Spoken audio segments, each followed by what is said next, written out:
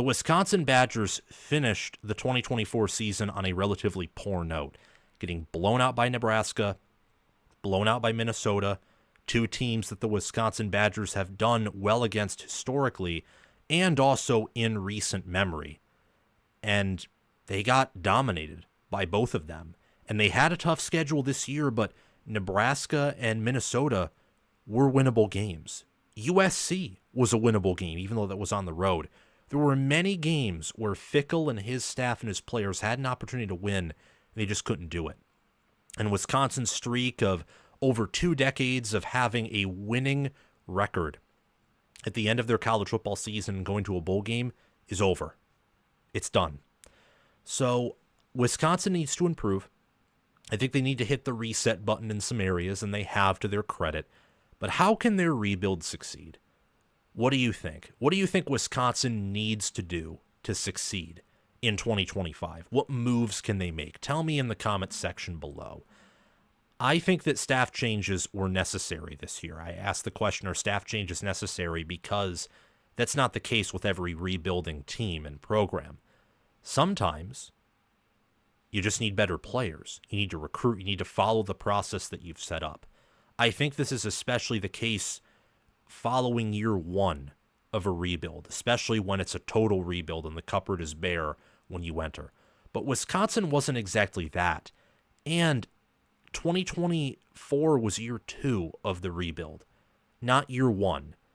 And while I thought that for parts of this year, this team was better than the 2023 team, they regressed in terms of record. And at the end of the year, after they fired Phil Longo, it felt like the entire team had kind of hit the reset button and quit, when in reality, the season wasn't over. They fought against Oregon. They fought against Penn State, and they lost both of those games. They also fought against Alabama. They fought against USC. They fought against many teams. They even fought against Iowa. They just couldn't overcome them. And then against Nebraska and against Minnesota, it felt this way, especially against Minnesota. It felt like the team just imploded. So I think that staff changes were necessary, especially on the offensive side of the ball. I don't know if it was the wise move for Fickell to fire Longo before the season was over, but I think it was a good change in the whole. And hiring Jeff Grimes from Kansas, well, I don't think it was the absolute best move that he could have made.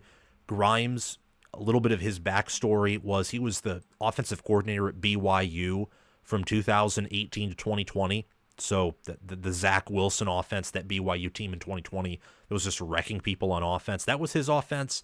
He went to Baylor in 21, 22, and 23 to be their offensive coordinator and tight ends coach. Got fired in 2023 because Baylor had a losing record that year and their offense was a mess. He was the offensive coordinator and also assistant head coach for Kansas this past season. And Kansas offensively, I think, is what you dream of if you are Wisconsin. I mean, they did a phenomenal job at running the ball, and when their quarterback play was serviceable or better, Jalen Daniels had a rough start to the season, but he got better as the year went on. Well, they were able to score. Their points per game was 29.7, not amazing. Again, that and his prior stops at Baylor for Grimes are the reasons why I thought maybe a better hiring could have been made. 29.7 points per game, and Kansas on the ground ran for 211.4 yards per game, 5.5 yards per carry. They averaged nearly 3 rushing touchdowns per game.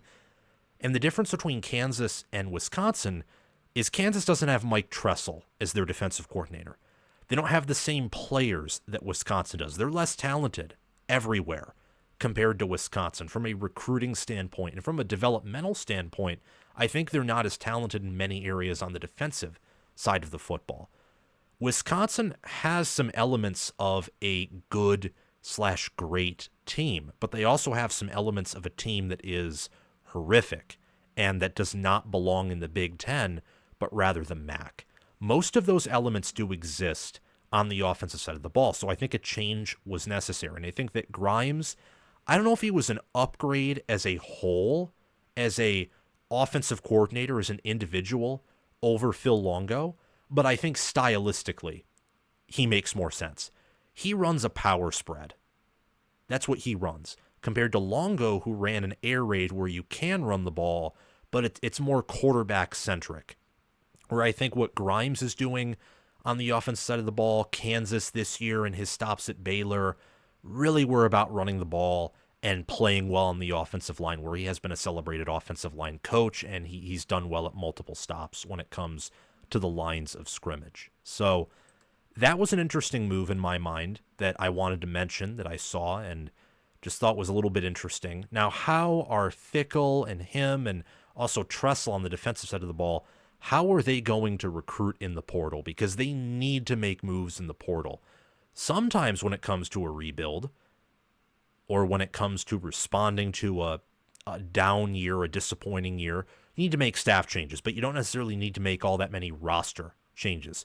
I think that Ohio State entering 2023 or entering 2024 more likely was probably one of those situations. You don't need to make too many moves in the portal, but you need to make staff changes. Or for Ohio State, because in the past needed to make more staff changes, they need to make more staff changes this season and be very aggressive in the portal after whatever happens in the playoffs, because they're losing a plethora of starters. For Wisconsin, they need to make staff changes, which they have. Don't know if they needed to make more or less, but I feel like they at least made some. That's progress. You need to make roster moves. Quarterback play wasn't good enough. Tyler Van Dyke and Braden Locke are gone. They're in the portal.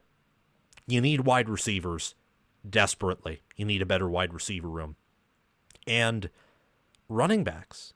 You need a better running back room. Jez Malusi started the year at running back, and, well, he left the team because his injuries couldn't heal up, and that was a very unfortunate tale of events. But better depth at running back would be very helpful.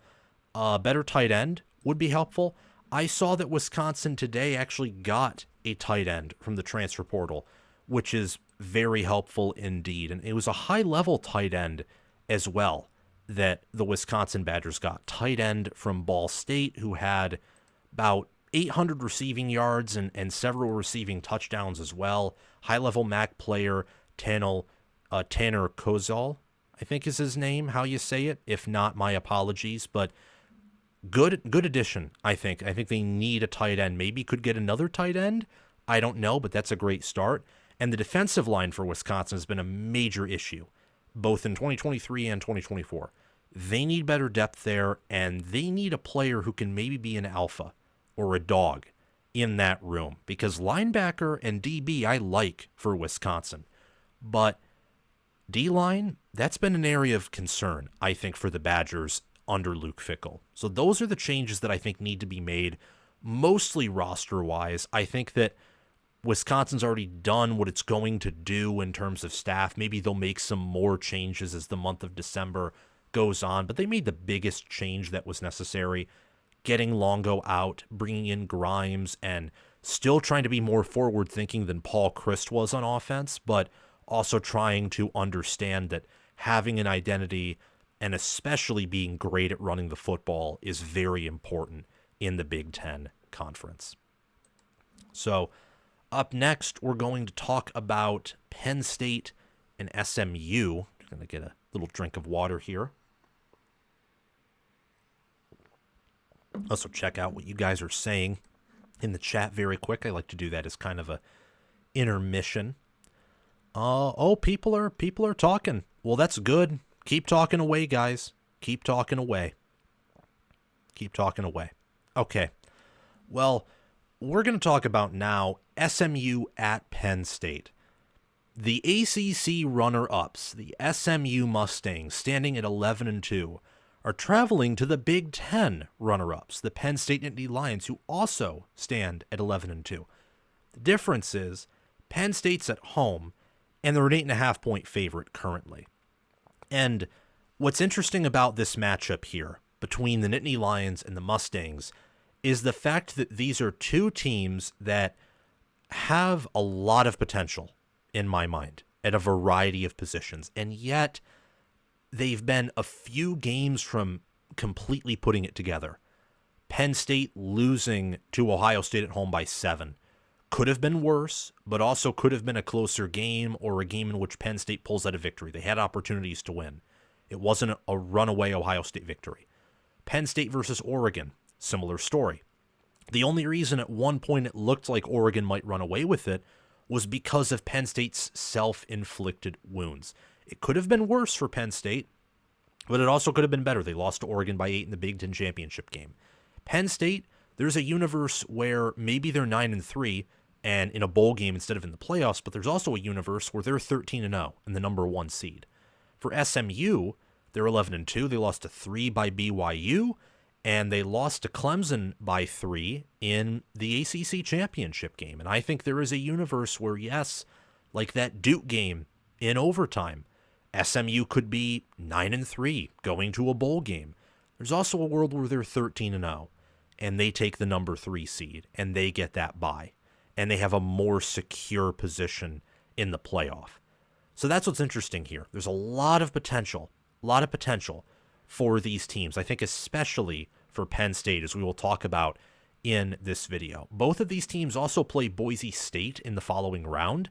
Now, Boise State's no cakewalk, but both of these teams, again, as we'll discuss, have great rushing defenses and they have a lot of talent. So the thought process, I think, should be take every team and every game seriously, especially if you're inside the locker room.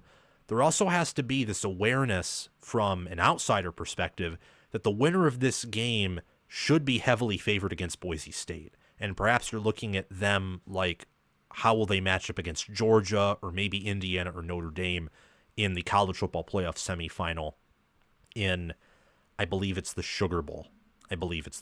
Correct me if I'm wrong. But let's talk about this and discuss what I think is a great matchup. It's taking place at noon Eastern time. It is 11 a.m. Central time for folks out in Texas, SMU fans. I think that what's important for both of these teams is for SMU making sure that you can move the football and making sure that you can replicate your success on offense. And for Penn State, you want to make sure that you're... Thank you so much for watching. Remember to like the video and subscribe to the channel, and also hit that notification bell so that way you can get notified when new content from College Football with Sam drops. I appreciate you very much, and also share the video around to others who you know enjoy the sport of college football and love it as I do and as you do, and comment your thoughts down below so that we can have a conversation, because I want to know what you are thinking. And join our Discord server where we talk college football 24/7 via the link in the description or down below in the pinned comment. Thank you to my Heisman Patreon members, Crash2488, Brascal Rascal, and Kylo OH. Thank you to my All-American Patreon members, Chris Lane, Ismar, and Tyler Nye. And thank you to my All-Conference members, John Lynn, Roaming Gnome, Matthew Sale, Austin Christmas, Joshua Jorgensen, and Will Loftus. Make sure to check out my merchandise store and or Patreon page, or super chat down in the comment section below to support the channel. The Patreon page and merchandise store links are in the description or down below in the pinned comment. I hope you have a wonderful day. It is December, so Merry Christmas and also Happy New Year. I will see you guys soon.